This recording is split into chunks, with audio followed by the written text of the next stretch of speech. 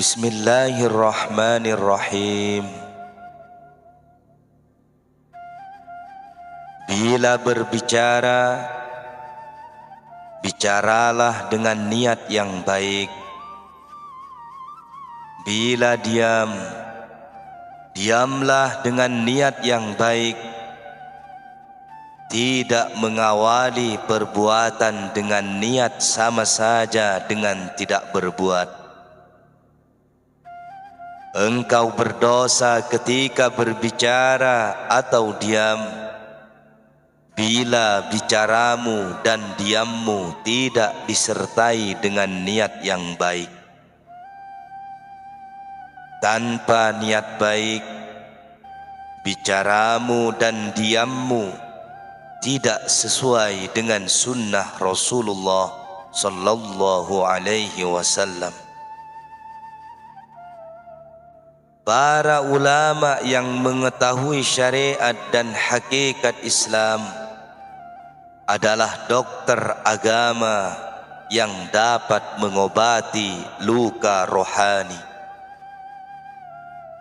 Hai orang yang mengalami luka agama, temuilah mereka untuk diobati. Yang menurunkan obat adalah yang menurunkan penyakit. Dialah yang paling tahu tentang obat. Hai orang yang mengaku berilmu tetapi mengejar dunia, Allah telah menyesatkan kalian dengan ilmu. Keberkahan ilmu kalian telah lenyap. Sari ilmu kalian telah sirna, dan yang tinggal hanya kulitnya. Hai orang yang mengaku beribadah kepada Allah, tetapi hati menyembah, takut, dan berharap kepada makhluk. Lahirmu menyembah Allah, tetapi hatimu menyembah makhluk. Semua upaya dan perhatianmu adalah untuk memperoleh uang dan kekayaan mereka. Engkau mengharapkan pujian dan sanjungan mereka. Engkau takut dicaci, diasingkan, dan tidak diberi oleh mereka. Celakalah engkau. Manakah orang yang bertobat dan konsisten?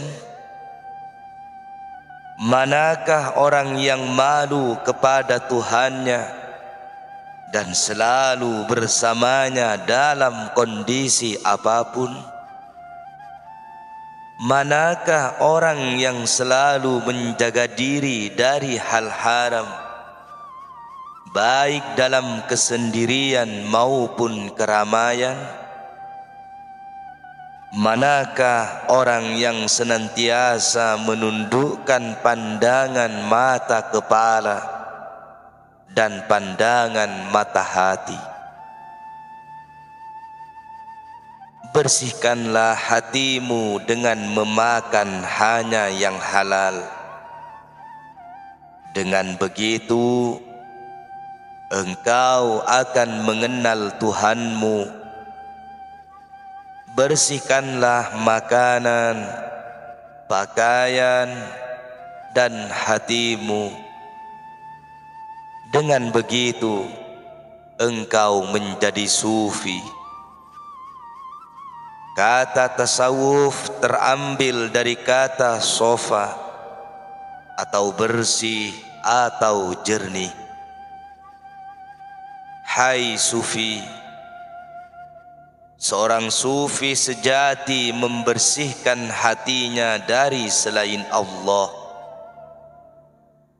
Dan ini tidak akan terjadi hanya dengan bergantinya pakaian, menguningnya mata, merapatnya bahu, menyebut-nyebut orang soleh, dan memutar tasbih dalam bertahlil.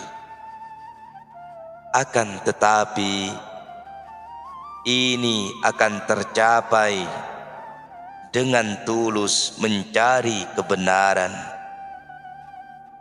zuhud terhadap dunia, dan membersihkan hati dari makhluk. Kalian sendiri tidak tahu siapa nama diri kalian. Si celaka atau si bahagia? Hal itu berada dalam ilmu dan pengetahuan Allah. Meskipun demikian, jangan buang rasa takut ketika bergantung pada ilmu dan qada'nya, sehingga engkau melampaui batas-batas syariat. Tetaplah laksanakan perintahnya sambil berusaha memenuhi garis takdir. Inilah hal yang engkau dan orang lain tidak tahu. Ini termasuk hal yang gaib. Banyak orang yang melipat kasur dunia serta menyingkirkannya. Kemudian mereka menghadapkan diri dan sibuk melayani Tuhan. Mereka mengambil dunia hanya sekadar bekal, bukan untuk bersenang-senang. Itu pun mereka lakukan dengan terpaksa, seraya tetap berniat ibadah dan menjaga kemaluan dari tipu daya syaitan.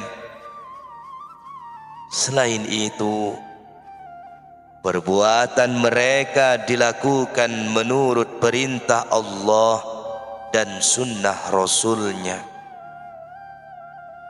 Dunia akan segera pergi. Segala kenikmatan dunia pasti sirna, dan akhirat semakin mendekat. Anehnya, kalian sama sekali tidak memikirkan hal itu. Yang terbayang dalam benak kalian hanyalah dunia dan bagaimana mendapatkannya. Kalian ini musuh nikmat Allah. Jika mendapat keburukan, kalian menampakkannya. Tetapi jika mendapat kebaikan, kalian menyembunyikannya. Jika kalian menyembunyikan dan tidak mensyukuri nikmat Allah, Dia akan mencabut nikmatnya itu dari kalian. Perhatian mereka atau kaum soleh cuma satu.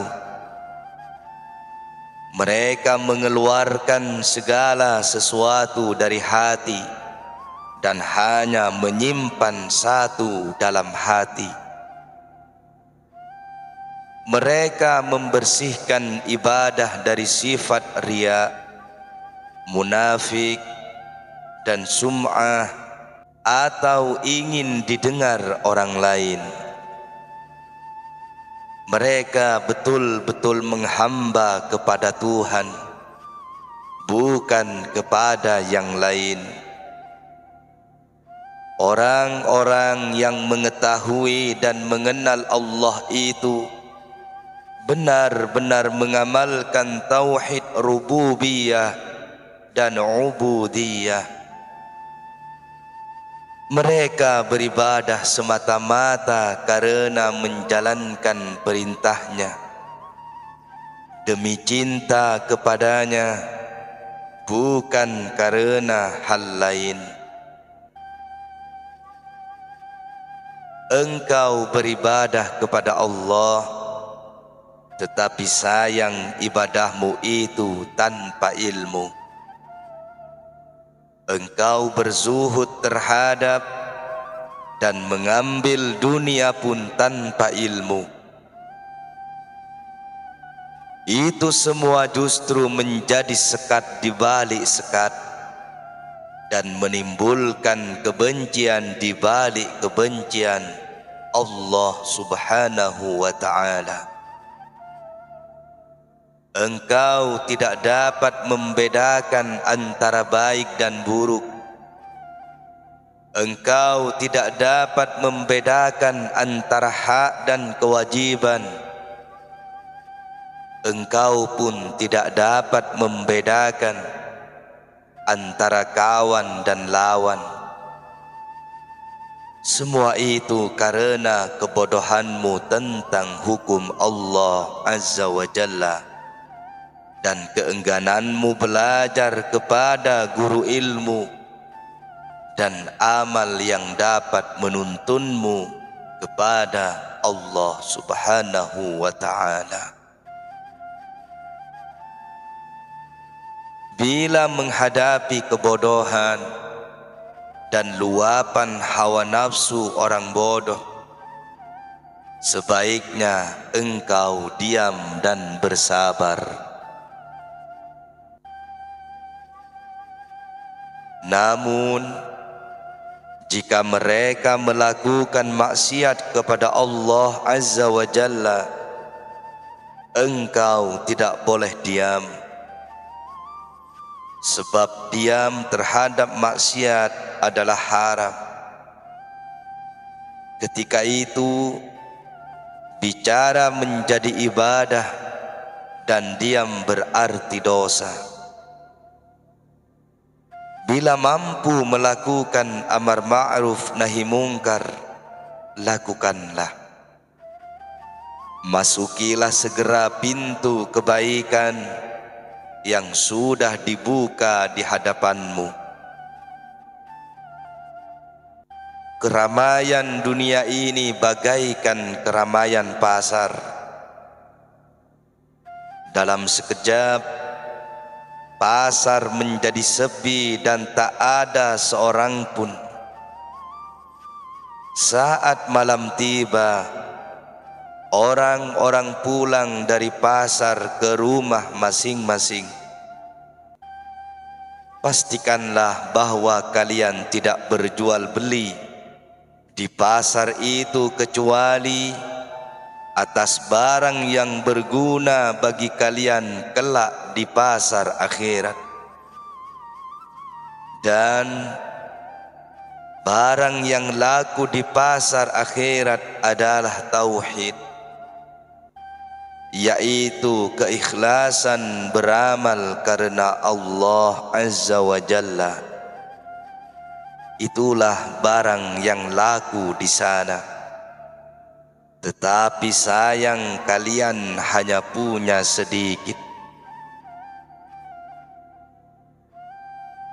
Janganlah takabur kepada Allah dan juga kepada makhluknya. Takabur adalah sifat orang angkuh, yaitu orang yang Allah lempar ke dalam neraka Jahannam dengan kepala di bawah. Bila kalian marah kepada Allah, kalian takabur kepadanya. Tatkala azan dikumandangkan, lalu kalian tidak bergegas menunaikan salat, kalian takabur kepadanya. Ketika kalian menzalimi seseorang, kalian takabur kepadanya. Karena itu, bertobatlah kepadanya. Lakukanlah tobat dengan ikhlas sebelum kalian dihancurkan seperti Raja Namrud dan raja-raja lalim lainnya. Beramallah dan bersungguh-sungguhlah, namun janganlah bergantung pada amal. Orang yang tidak beramal adalah pemimpi, sedangkan orang yang bergantung pada amal adalah sombong dan terpedaya. Barang siapa menginginkan kemuliaan dunia maupun akhirat, bertakwalah kepada Allah Azza wa Jalla. Allah berfirman, sesungguhnya orang paling mulia di antara kalian di sisinya adalah orang yang paling bertakwa di antara kalian. Bagaimana engkau percaya kepada apa yang kau miliki, padahal itu semua akan hilang? Dan bagaimana engkau tidak percaya kepada Allah, padahal Dia tidak akan pernah hilang? Wahai yang bergantung pada makhluk dan sebab, engkau menafikan kekuatan dan keagungan Allah di dunia dan akhirat. Wahai yang percaya kepada apa yang kau miliki, engkau menafikan kekayaannya di dunia dan akhirat.